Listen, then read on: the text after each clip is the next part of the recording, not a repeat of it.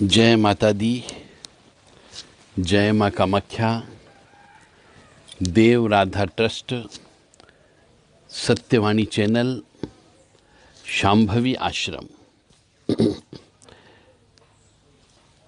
कामाख्ये वरदे देवी नीलपर्वतवासिनी त्वं देवी जगतमाता योनि मुद्रे नमस्तुते। कामाख्ये काम संपन्ने कामेश्वरी हर प्रिये कामनाम देहि में नित्यम कामेश्वरी नमस्तुते।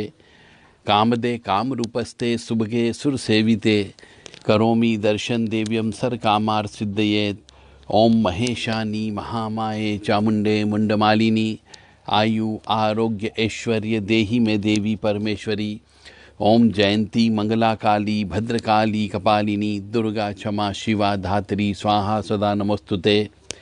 काली काली महाकाली काली के पापनाशिनी खड़ग हस्ते मुंड हस्ते काली काली नमस्तुते। योनि मात्र शरीराय कुंजवासिनी कामदा रजस्वला महातेजा कामाक्षी ध्यायताम सदा। काम प्रिया काम प्रता कामा काम स्वरूपिणी कामिनी कामिनी काम्या कामुका कामचारिणी काम बीज स्थिता काम पीठ निवासिनी कामदा कामहा काली कपाली करालिका।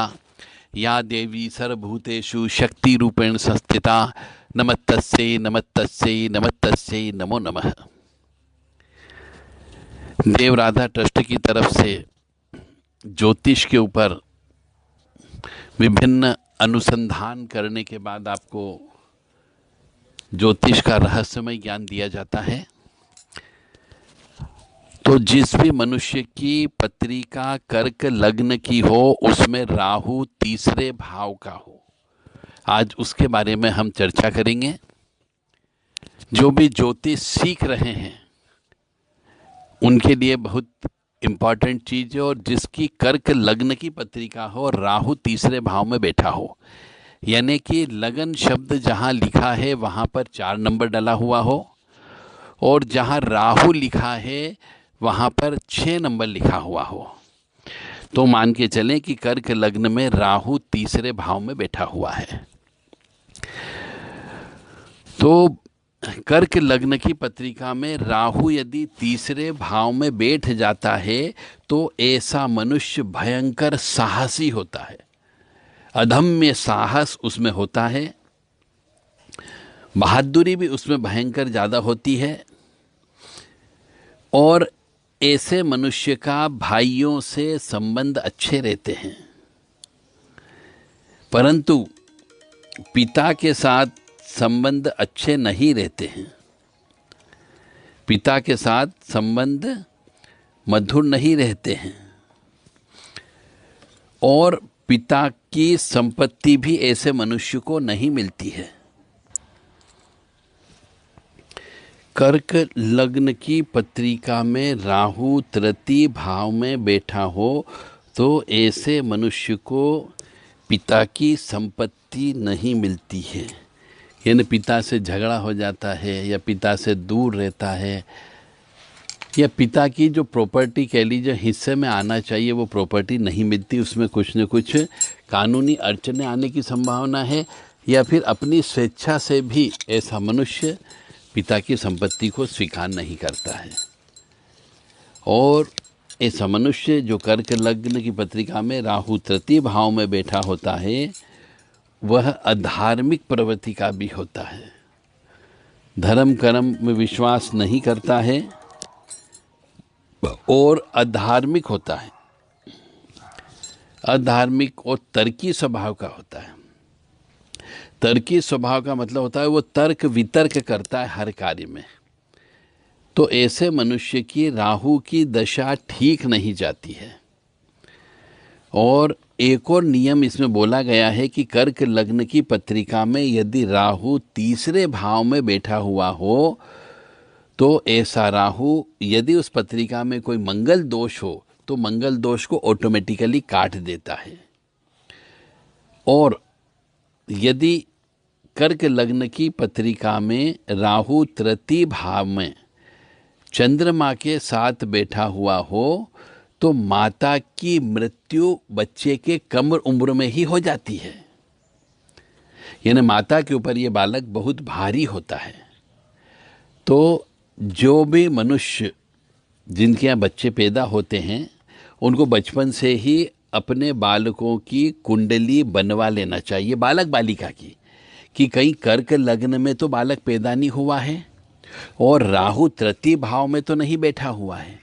और यदि ऐसा है कि कर्क लग्न की पत्रिका की बालक बालिका है और राहु तृतीय भाव में बैठा हुआ हो, तो फिर ये मान करके चलें कि जिस माँ ने उस बालक को पैदा किया उस माता के ऊपर तलवार लटकी हुई होती है, या तो बीमार पड़ी रहती है या फिर उसके माता की मृत्यु कम उम्र में बीमारी की वजह से हो जाती है। यानी यहाँ पे यह समझने वाली बात है आपके लिए है कि राहु कर्क लग्न की पत्रिका में राहु यदि तृतीय भाव में चंद्रमा के साथ भी यदि बैठ जाए तो उसके बालक या बालिका के माता की मृत्यु जल्दी होने की संभावना होती है। तो इसका दोष का निवारण करना पड़ता है।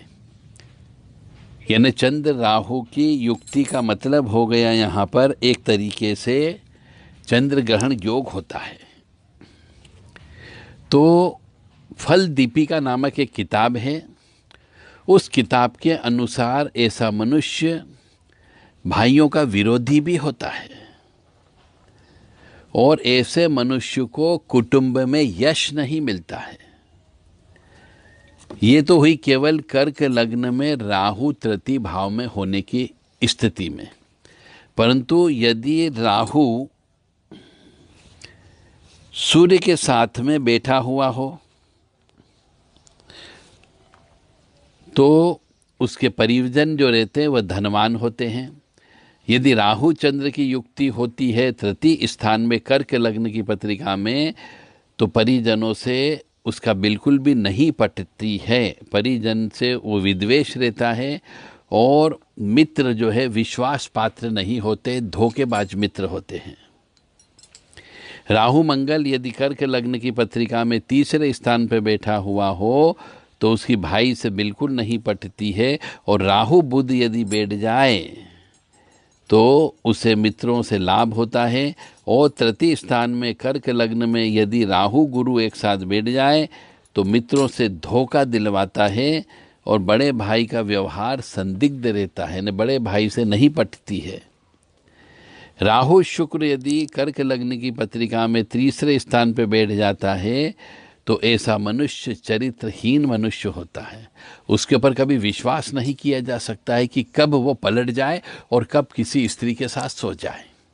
और ऐसा ही स्त्री के ऊपर भी लागू होता है कि ऐसी यदि कोई लड़की है, स्त्री है, जिसकी कर्क लग्न की पत्रिका में राहु तीसरे भाव में बैठा हुआ हो और राहु शुक्र एक साथ बैठ जाए, लंपट योग हो जाता है, तो मान के चले ऐसे लड़के लड़की पर भरोसा नहीं किया जा सकता है कि ये दोनों कब चरित्रहीन बन जाएंगे, मालूम नहीं है। और यदि कर्क लग्न की पत्रिका में राहु तृतीय स्थान में शनि के साथ बैठ जाए तो मान के चले उसका गृहस्थ सुख में बाधा उत्पन्न होती है, गृहस्थ जीवन उसका नरक रहता है और अपने ही परिवार के मनुष्य उसके साथ धोखा करते हैं। अब अपने परिवार के सदस्य का मतलब हो गया भाई भी हो सकते हैं, पिताजी भी हो सकते हैं, बुआ हो सकती है और कोई नाते रिश्तेदार भी हो सकते हैं, वो हो इसके साथ धोखा कर सकते हैं और गृहस्थ सुख इसको नहीं मिलता है यदि राहु शनि यानी प्रेत दोष योग होता है, पिछले जन्म के प्रेतों का श्राप होता है। और राहु के साथ में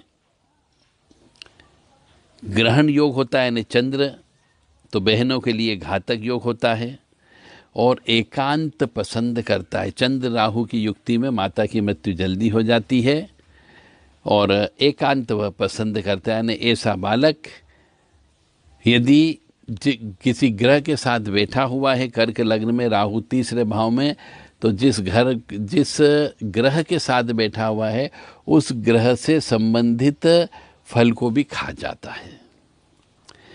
अब यहाँ पे यदि अशुभ है तो भाई बहनों से पटा करके रखना है, कुटुंबजनों से पलटकर जवाब नहीं देना है, चरित्रहीन स्त्रियों से दूर रहना है, रात में सौंप सिराने रख कर के सोना है, और सुबह जो है गरीब वो व्यक्तियों को, जानवरों को वो सौंप को बांटना है। बड़े भाई या बहन से लड़ाई झगड़ा नहीं करना है, अन्यथा मंगल भी नाराज हो जाएगा, और जब मंगल नाराज हो जाएगा तो कष्ट की प्राप्ति ज़्यादा होगी। अब यहाँ पर ये मैं कह सकता हूँ कि कर्क लग्न की पत्रिका में यदि राहु तीसरे स्थान पे बैठा हुआ है और राहु शुक्र की युक्ति भी है, तो ऐसे लड़के या लड़की से विवाह नहीं करना चाहिए। सबसे बड़ी बात है विवाह नहीं करें, अन्यथा जिससे विवाह करोगे, जिसकी पत्रिका में ऐसा होगा, वह लंगोट का कच्चा होता है, चरित्रहीन होता है। किस समय बाजी पलट लेगा आपको नहीं मालूम, कब आपके साथ धोखा कर लेगा मालूम नहीं है।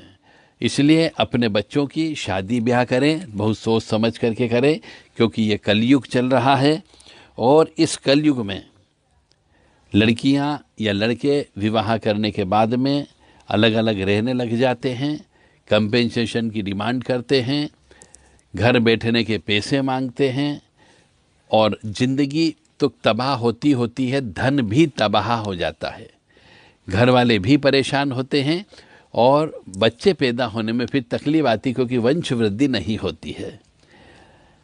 तो मेरा आप सबसे विनम्र निवेदन है कि कर्क लग्न के लड़के लड़की से विवाह करने के पहले बहुत सोचना चाहिए। 2-3 ज्योतिषाचार्य से पत्रिका अच्छे लिखवाएं, और जिससे भी लिखवाएं वो अनुभवी व्यक्ति होना चाहिए और स्पष्ट वक्ता होना चाहिए। बहुत से व्यक्ति गोलमाल जवाब देते हैं, वो गड़बड़ है। जय माता दी, जय माँ कामाख्या।